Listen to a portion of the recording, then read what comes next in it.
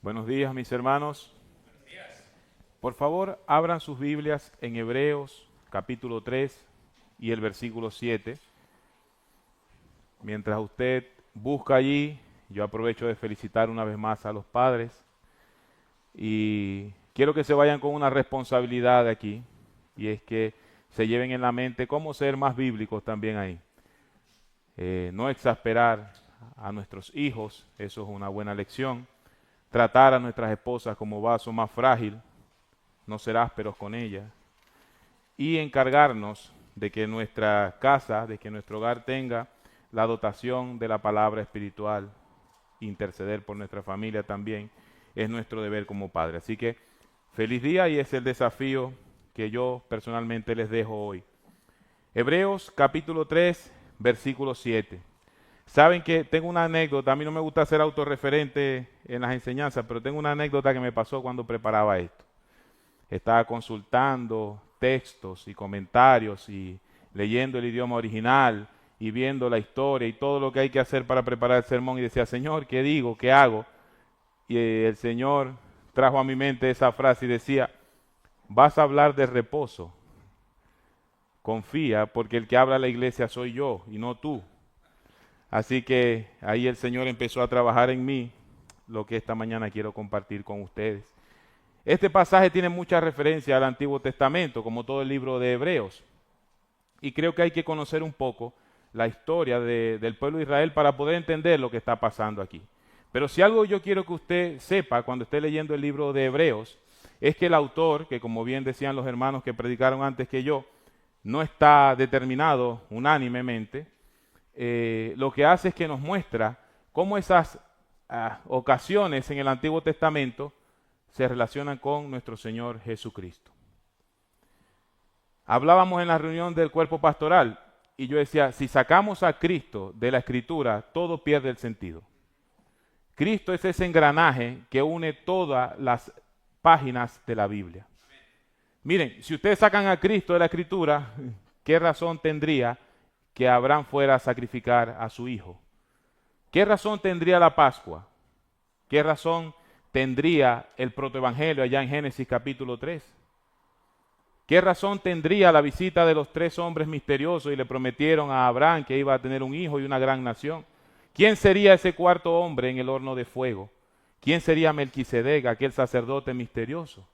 Y todos esos misterios quedaron revelados en nuestro Señor Jesucristo.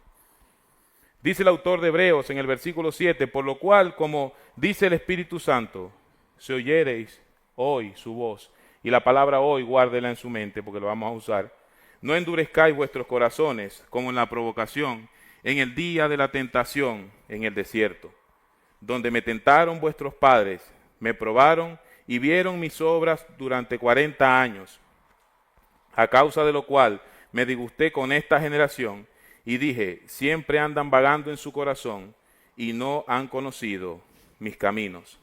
Por tanto, juré en mi ira: no entrarán en mi reposo. Las dos frases, la provocación y el día de la tentación, se traducen en 2 palabras hebreas, que son nombres de lugares: Masab y Meribá. Es una referencia a la historia que encontramos en Éxodo capítulo 17, versículos del 1 al 7, y en Números 20, del 1 al 3.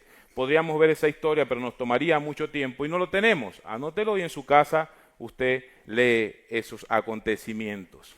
Pero para los que no están familiarizados con toda la historia, voy a hacerlo muy rápido y muy superficialmente. Recuerda que Abraham sale de Mesopotamia, de Ur de los Caldeos, es llamado a una tierra prometida. Él tiene descendientes, esos descendientes tienen más descendientes, están en la tierra prometida, y un hombre llamado Israel, o Jacob, tiene 12 hijos. Y los niños y los jóvenes que fueron el año pasado al campamento saben que uno de ellos era José. José es llevado como esclavo a la nación de Egipto. Y una gran hambruna, una sequía azota donde vive su familia. Por lo tanto, Dios usa a Egipto, porque lo dice la Escritura, para proteger a su pueblo, a su nación. Y ellos llegan, la familia de José llega como dignatario a Egipto, entre su padre, sus hermanos, sus criados, a la ciudad de Gosén. Y en ese momento gozan del favor del faraón. porque como dicen aquí en Chile, José era el que cortaba el queque. Pero pasan muchos años, 430 años para ser exactos, y ese estatus se había perdido en el tiempo. La administración cambió, los amigos de José ya no gobernaban, y se fue perdiendo y perdiendo y perdiendo y perdiendo hasta que conseguimos un pueblo esclavizado por los egipcios. Allí aparece Moisés, el gran libertador, y todos conocen esa historia, ¿no? El niñito que la mamá lo puso en el río para salvarlo. Y él dice, Dios le dice, tú vas a ser el hombre que va a sacar a mi pueblo y lo va a devolver a la tierra prometida. Comentaba con el pastor hace un rato que los israelitas veían en Canaán, en la tierra prometida, su reposo.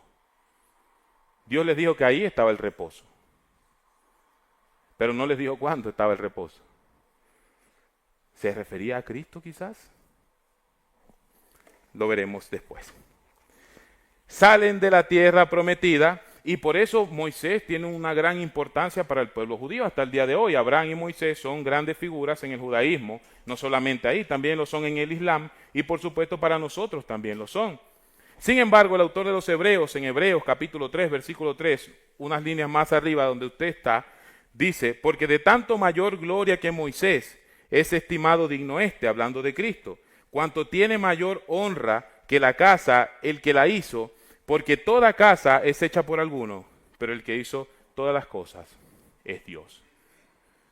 Por lo tanto, el autor exalta la supremacía de Cristo por encima de lo que sea. Recuerde que es por medio de Cristo que se sostienen todas las cosas. Él sostiene todo, sustenta todo con el poder de su palabra. Y como usted y yo sabemos, Moisés no llegó a la tierra prometida, ni la generación que salió con él de Egipto. Solamente dos, Josué y Caleb. Ahora, si analizamos las circunstancias, hay muchas circunstancias en el desierto por la cual podríamos culpar al pueblo de no entrar en la tierra prometida. Nosotros podríamos darle juicio de valor a lo que hicieron y decir qué pueblo tan malo. Pero el autor de los Hebreos toma dos casos y es lo que vamos a ver el día de hoy. Hay dos problemas para ser atendidos. Dice el versículo 12 del capítulo 3, vamos a ir saltando de un versículo en otro porque para poder mantener la idea ordenada. Dice, mirad hermanos, que no haya en ninguno de vosotros corazón malo de incredulidad. Ahora, esto es algo contradictorio, porque en Romanos Pablo dice, ¿de qué vale ser judío? Y dice, de mucho. A nosotros, dice Pablo, se nos encargó el cuidado de la palabra. Los judíos tenían la palabra de Dios. De hecho, el Antiguo Testamento, ellos son protagonistas allí.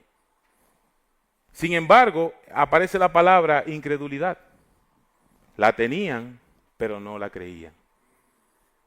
Y la incredulidad es un problema muy grande, sobre todo si es incredulidad en Cristo. Eso se traduce como no es salvo. Debe creer en Cristo para ser salvo. Y la recomendación que nos deja también el autor de Hebreos en el versículo 13 del capítulo 3 dice, exhortaos los unos a los otros cada día, entre tanto que se dice hoy, para que ninguno de vosotros se endurezca por el engaño del pecado, porque somos hechos participantes de Cristo, con tal que retengamos firme hasta el fin nuestra confianza del principio. Hasta ahora entonces podemos identificar dos problemas muy relacionados, muy similares, pero en los que yo quiero profundizar hoy. Y yo voy a profundizar en los problemas y el ejercicio mental que usted tiene que hacer conmigo es identificar cuál de esos aspectos está permeando en su vida y debe cambiar. Ese es el trabajo del día de hoy. Yo voy a hablar de esos problemas, usted va a decir, caramba, esto me parece que me está pasando y al final daremos una solución para ello. Pero es necesario que lo reconozcamos, que lo tratemos como pecado.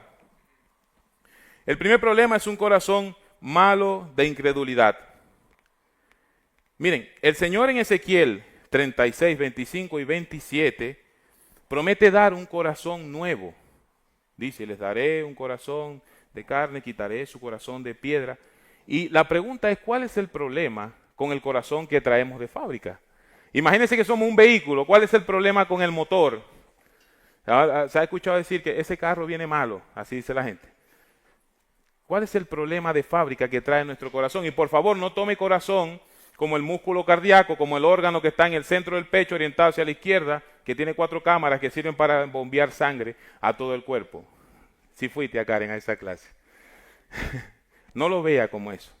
Vea el corazón en términos bíblicos, como esa esencia del ser humano, como la conciencia, como el todo del hombre, donde están nuestros sentimientos, donde están nuestras motivaciones, nuestras intenciones, esa esquina más escondida que solamente Dios tiene acceso pleno y completo ahí.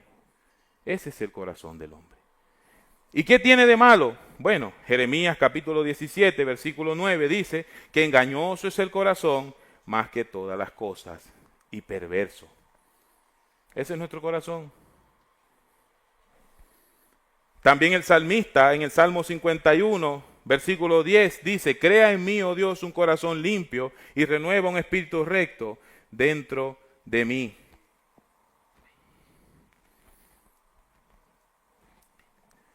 Amigo que nos visitas, ahora estamos en las redes, si alguien en el futuro ve esto, permíteme explicarle qué es lo que está pasando acá. Miren, el hombre tiene una condición y esa condición es pecaminosa. Muchas veces el hombre afirma conocer a Dios o reconoce la existencia de Dios, pero con sus hechos negamos que Él existe. ¿Cómo lo ilustro? Todos aquí sabemos que hay una ley de tránsito en Chile, todos la conocemos, sabemos que es así, ¿cierto? Tenemos que tener licencia para conducir alguna clase de vehículo, otra clase de vehículo requiere otro tipo de licencia, las vías tienen un sentido, las luces y las señales representan un lenguaje que debemos conocer para manejar, y todos sabemos eso. Sabemos que donde haya un compañero de Cristian Fuentes nos va a multar si hacemos algo mal. Eso lo sabemos, lo tenemos presente. Pero si yo salgo de aquí y empiezo a conducir en dirección contraria al tránsito, yo sé que la ley está, pero no le estoy dando el lugar que debo darle. Y eso va a traer consecuencias. Y así vive el hombre incrédulo. Él sabe que Dios está. Muchas personas me han dicho, tranquilo que yo oro más que tú. Puede ser. Pero vives conforme a como Dios quiere que vivamos. Un corazón de incredulidad. Si nos visita hoy, entienda que debemos primero reconocer que Dios existe. Pero eso no es algo exclusivo de nosotros. Los demonios también creen y tiemblan. Debemos vivir como Dios quiere que vivamos. Y si no has creído en Cristo, te cuento que hay una sola manera de vivir conforme a la voluntad de Dios. Porque Cristo es el camino, la verdad y la vida. Y nadie, absolutamente nadie, llega al cielo si no es a través de Cristo. Hoy usted tiene que decir, Señor, no quiero un corazón endurecido. Yo me rindo ante usted y entiendo que necesito implementar en mi vida, por medio de la fe, el sacrificio de Jesucristo para poder entrar en el reposo. Hace mucho tiempo escuché la frase que la guerra espiritual es la única que se gana rindiéndose, y es verdad. Porque hay tantas religiones, hay gente haciendo de todo para entrar en el reposo. Ahí tenemos, se encrudeció de nuevo la guerra en Oriente Medio y Oriente Próximo, por motivos religiosos. Digan lo que quieran, pero eso tiene un origen y está en la Biblia. Y tiene un fin y también está en la Biblia, así que es una guerra religiosa. Porque ellos están luchando con sus fuerzas en algo que no es de fuerza. Deben rendirse. Y si usted hoy viene a buscar a Cristo aquí, a buscar la salvación, debe rendirse para encontrarla. Al final yo le pediré a Dios que el Espíritu Santo le guíe hacia el arrepentimiento, pero sigamos con la enseñanza porque hoy nos tenemos que ir de aquí a las 5 de la tarde, así que hay que apurarse. El otro mal que revela el autor de los Hebreos es que estamos endurecidos, o el pueblo de Israel estaba endurecido por el engaño del pecado. En otras palabras, el pecado nos engaña una y otra vez, hasta desensibilizarnos. El pecado, ¿recuerda Génesis capítulo 3? La serpiente le dijo a Eva, Dios te ha dicho que no puedes comer de ningún árbol. Y eso no es lo que Dios había dicho. Dios le había dicho, puedes comer de todos los árboles, menos de este. Pero un pequeño cambio en la frase alteró la historia de la humanidad hasta hoy. Satanás en Mateo capítulo 4, versículo 9, se atrevió a decirle a Cristo, si tú te postras, yo te entregaré todo. Si es de Cristo todo. En el principio era el verbo, y el verbo era con Dios, y ese verbo era Dios. Cristo es el dueño absoluto de todo. Cristo es a Dios, dijo por ahí Billy Graham, lo que los rayos son al sol. Él es la imagen del Dios invisible, la misma sustancia. ¿Qué queda para nosotros, hermanos, si Satanás intentó engañar al Señor? Nosotros a veces no damos importancia o la importancia necesaria a los pecados que cometemos. Es una pequeña mentira. Omitir la información solamente. Es solo un pensamiento, yo lo controlo. Y vamos quitándole importancia. Pero quiero mostrarle en la Escritura cómo luce un corazón endurecido. Un corazón que está acostumbrado a pecar. Y no quiero que imagine pecados grandes como el asesinato o robar un banco. Pecados pequeños, licencias que nos damos. Lo dije al principio, varones han estado tratando a su esposa como la Biblia manda que la tratemos. Eso es un ejemplo. Padres, y me incluyo nosotros, hemos sido suficientemente amorosos con nuestros hijos. No los hemos exasperado. Mujeres están dándole a su esposo el lugar que corresponde en la familia. Están teniendo intimidad con el Señor.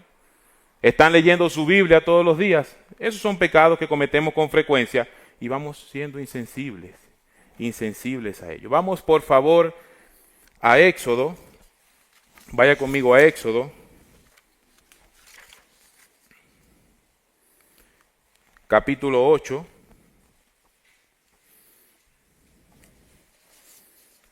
Versículo 1.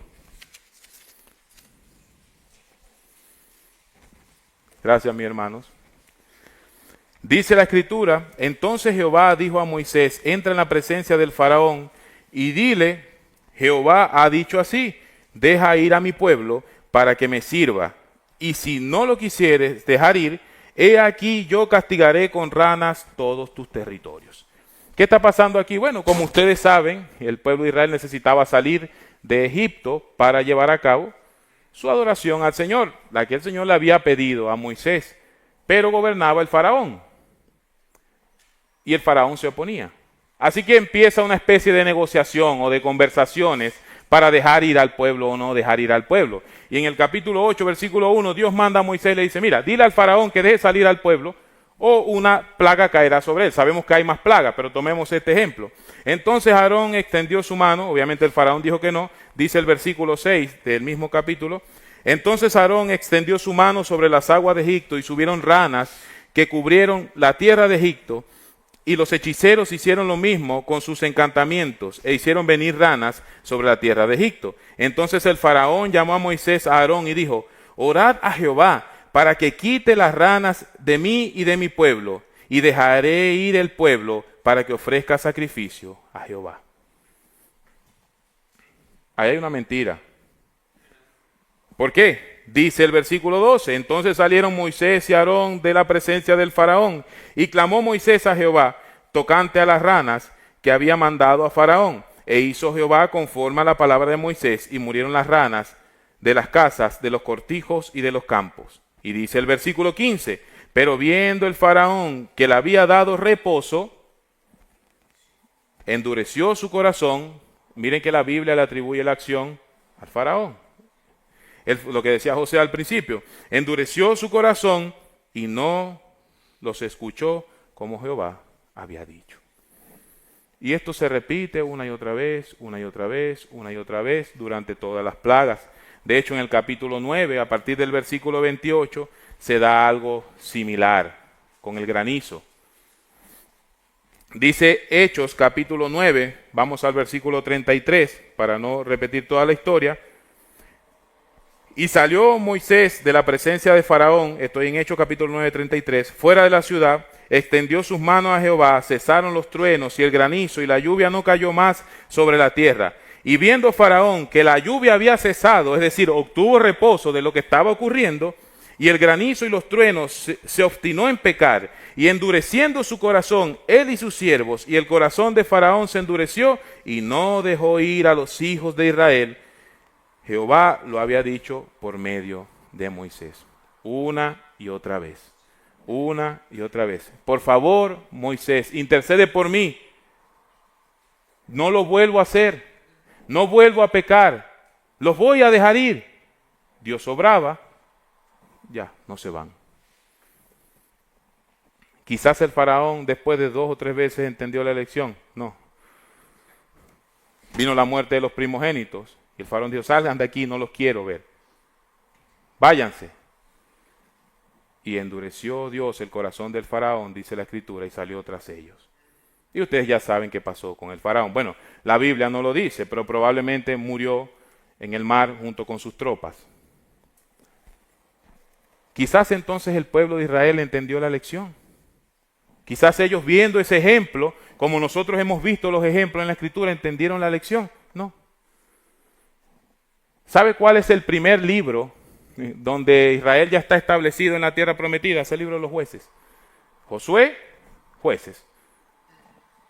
¿Y de qué se trata el libro de jueces? Los israelitas tienen un problema, claman, Señor, danos un libertador. Ahí va Sansón. Sansón soluciona el problema, vence a los filisteos, el pueblo se estabiliza y vuelve a pecar. Vuelven a ser conquistados. Señor, volvimos a ser conquistados, manda un libertador. El Señor manda un libertador, los liberta, se estabilizan, vuelven a pecar. Bueno, hermano Ángel, pero quizás después de tantos años en el Nuevo Testamento habían cambiado. No, a los suyos vino y los suyos no le recibieron. Mateo, mis hermanos, es un libro donde Mateo empieza a decir, miren, estos son evidencias, evidencia, evidencia, evidencia, Él es el Mesías, Él es el Mesías, Él es el Mesías. Y ellos, no lo es, no lo es, no lo es, no lo es. Mas a los que le recibieron, le dio la potestad de ser hechos hijos de Dios. Ahora somos hijos de Dios. Tenemos el Espíritu Santo. La iglesia ya no hace eso. Mentira. Hechos capítulo 5, Ananías y Zafira. Vieron las proezas hechas por Pedro, por Juan, y todavía sí se atrevieron a robar el dinero. Y pagaron con sus vidas. ¿Y qué tal nosotros, mis hermanos? Yo no sé cuántas veces he predicado y después de la predicación alguien se acerca y dice, hermano, esto me tocó. Yo necesito que usted me ayude a salir de esto. Y tiempo después pregunto, ¿y fulano? ¿No? Si ahora tiene una mujer diferente a la que aquella vez que predicaste. ¿Cuántas veces pasa en la iglesia? ¿Cuántas veces nos pasa a nosotros? Y voy a ejemplos pequeños. ¿Cuántas veces se te va el día sin abrir la palabra? ¿O cuántas veces tomamos una decisión sin preguntarle a Dios si es o no lo correcto? ¿Cuántas veces uno de nuestros hijos se nos ha acercado con alguna necesidad y estamos muy ocupados? Porque también es una responsabilidad, es nuestro deber. ¿Cuántas veces, como varón lo sé, hemos estado ocupados y no le damos el amor necesario a nuestras esposas. ¿Y por qué recurro a otro ejemplo? Primero, porque es Día del Padre y es algo práctico. Y segundo, porque es algo que podemos cometer con tranquilidad. ¿O cuántas veces caemos en la murmuración? ¿Viste lo que dijo el pastor? Sí. ¿Qué te pareció? No, está mal. Y ninguno de los dos fue y se lo dijo.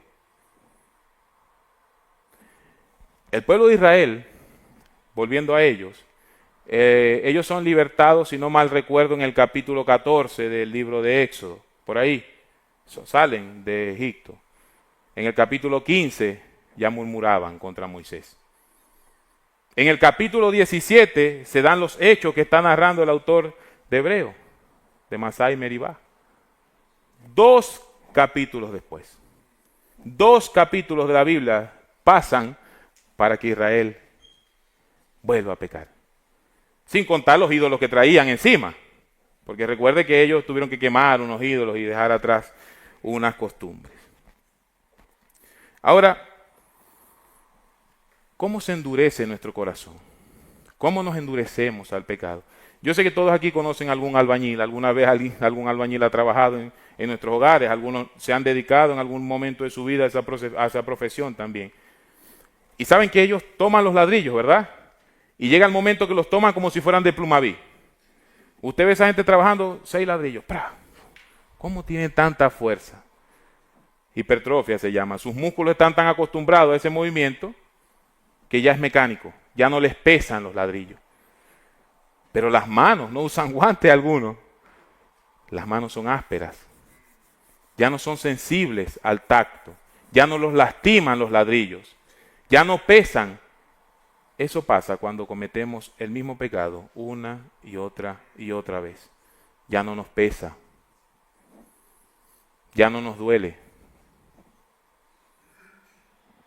A los jóvenes, ese primer clic para entrar en esa página que no debes entrar, cuesta. El segundo cuesta menos. El tercero va solo. Hay mis hermanos que son más técnicos, sabrán que el algoritmo entonces te empieza a tentar hacia allá. El algoritmo, dicen, yo digo que es Satanás, pero bueno. Y te empieza a llamar eso.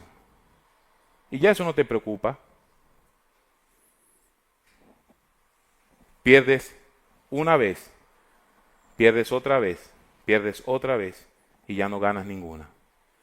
Bienaventurado el varón que soporta la prueba, dice Santiago, porque él recibirá la corona de justicia. No dejemos que nuestros corazones se endurezcan y se pierdan sensibilidad al pecado. Pero hay un antídoto, mis hermanos. Hay un antídoto. Vamos a leer juntos del versículo 15 en adelante. Y recuerde que la Biblia cuando se escribió no tenía capítulos ni versículos. Así que el pastor me dio permiso de pasarme al capítulo 4. No se asuste, no van a ser mucho tiempo, pero me dieron permiso de pasar hasta allá. Así que vamos a ir leyendo cómo se escribió. Un solo libro, ¿ya? Versículo 15 en adelante dice, si oyeres hoy su voz, después de la mitad del pasaje, si oyeres hoy su voz, no endurezcáis vuestros corazones. Escucha eso, TVB. Si estás escuchando la voz del Señor, no endurezcas tu corazón. No seas como el hermano Ángel, preocupado porque el Señor les iba a decir. Él es el que se encarga de eso. No endurezcamos nuestros corazones. Como en la provocación, ya eso lo vimos. ¿Quiénes fueron los que habiendo oído le provocaron? ¿No fueron todos los que salieron de Egipto por mano de Moisés? ¿Y con quiénes estuvo él disgustado 40 años? ¿No fue con los que pecaron, cuyos cuerpos cayeron en el desierto? ¿Y a quiénes juró que no entrarían en su reposo, sino a aquellos que desobedecieron? Y vemos que no pudieron entrar a causa de su incredulidad. Sigamos leyendo. Temamos pues, no sea que permaneciendo aún la promesa de entrar en su reposo, alguno de vosotros parezca no haberlo alcanzado. Y esto es lo que quiero que usted recuerde. Porque también a nosotros se nos ha anunciado la buena nueva como a ellos. Pero no les aprovechó el oír la palabra por no ir acompañada de fe en los que la oyeron.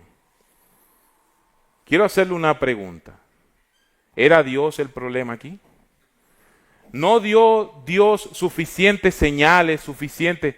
Mis hermanos, Dios abrió un mar en dos. Él abrió un mar en dos frente a ellos. Había una columna de humo que lo seguía y una columna de fuego. Él hundió un ejército en el mar. Ellos pasaron por un lugar seco y minutos después había un ejército sumergido ahí. El maná, la peña de Oreb, los mandamientos. Ellos vieron señales. No fue Dios, Dios no falla, Él es perfecto. Él hizo su parte. Él hizo un pacto y Él no falla. Dios no corrige su camino porque no falla. Él hace lo que Él tiene que hacer. Fue entonces la palabra.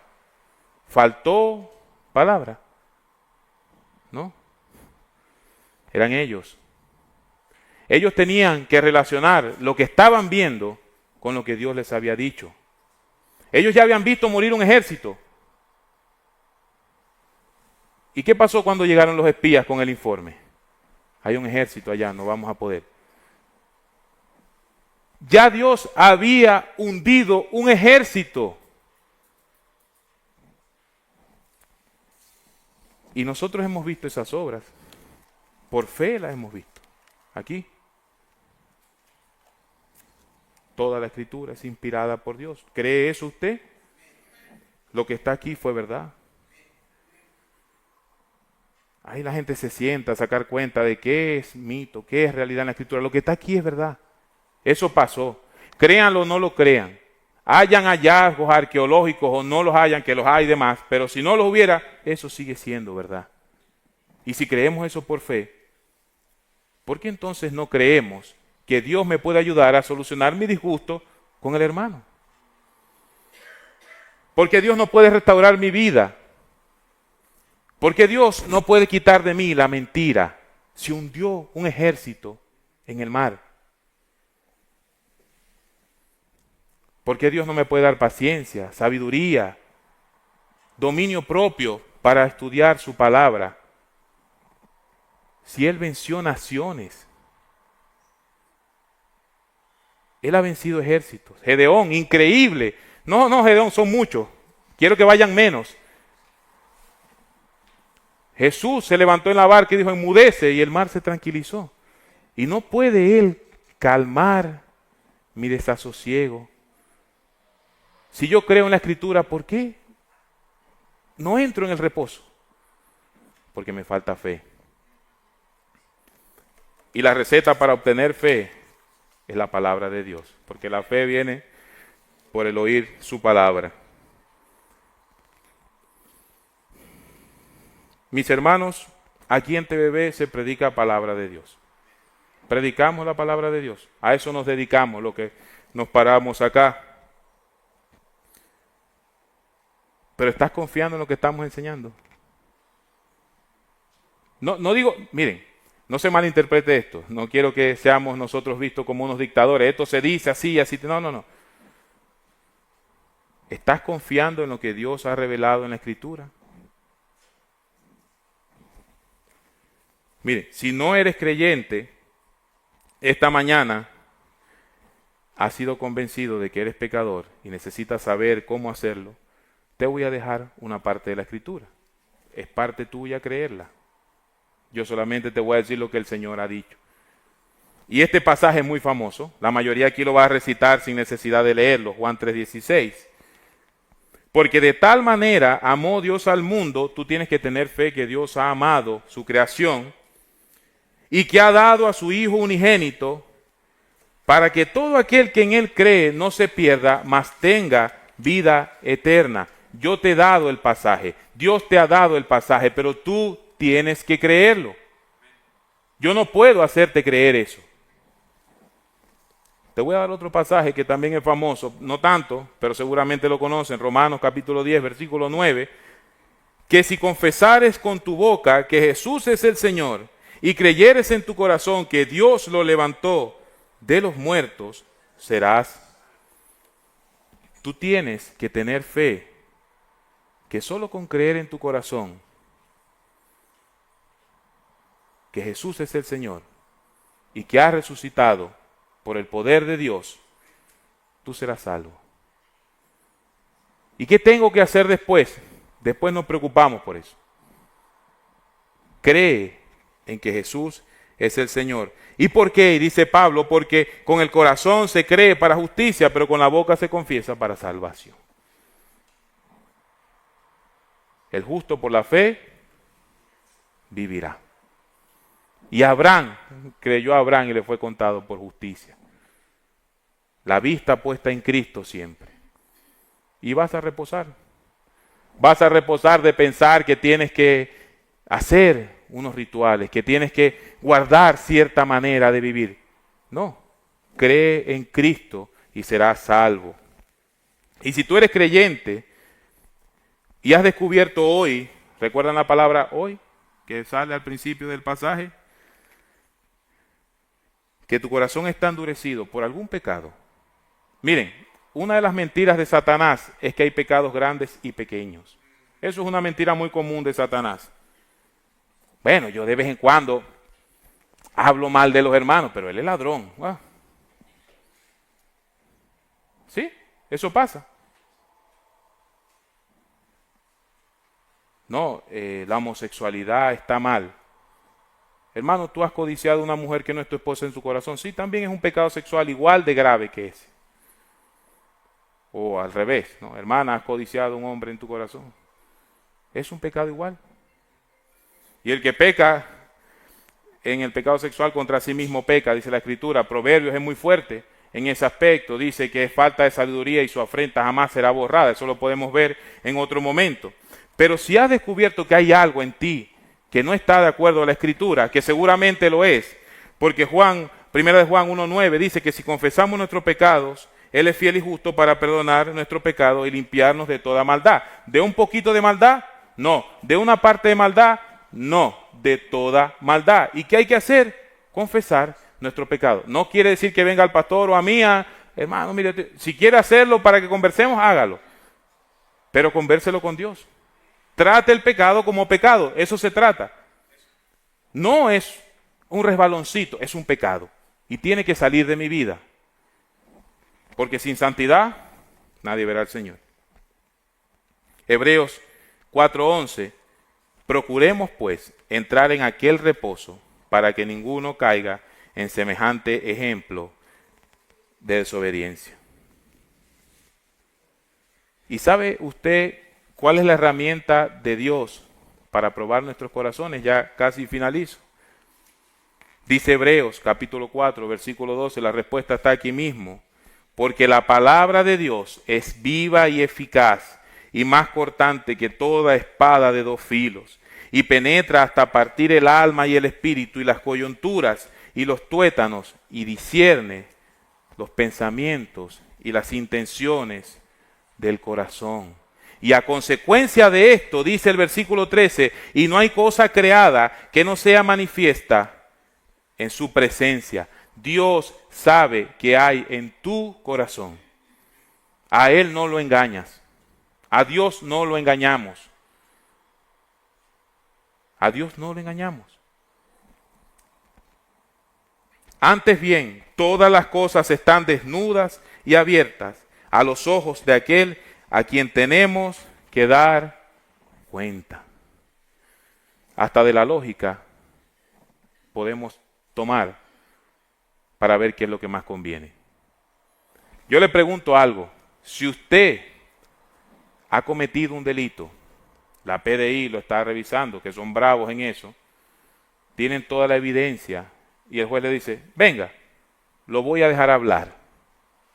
¿Qué pasó? Créame que le conviene decir la verdad. Porque ya ellos saben la verdad. Quieren ver qué va a decir. Dios ya sabe la verdad. ¿Qué vas a decir tú ahora? Y es Dios a quien rendiremos cuenta al final. No es al pastor Jonathan, no es a los diáconos, no es a su encargado ministerial, es a Dios. Mis hermanos, no nos esforcemos en seguir altercando contra Dios. No nos esforcemos más en vivir una vida aparentemente piadosa. Vivamos una vida en reposo. Y comienza por confesar a Dios qué estamos haciendo mal y pedirle ayuda. Porque yo particularmente creo que en el día del juicio, cuando Él te llame a pedirte cuenta qué has hecho con los talentos que te dio y con los dones, como lo vimos esta mañana arriba, no va a haber excusa. Porque Él te va a decir, yo te he prometido que empecé la buena obra en ti y que la iba a perfeccionar. ¿Por qué no usaste esa promesa? ¿Por qué no entraste en el reposo?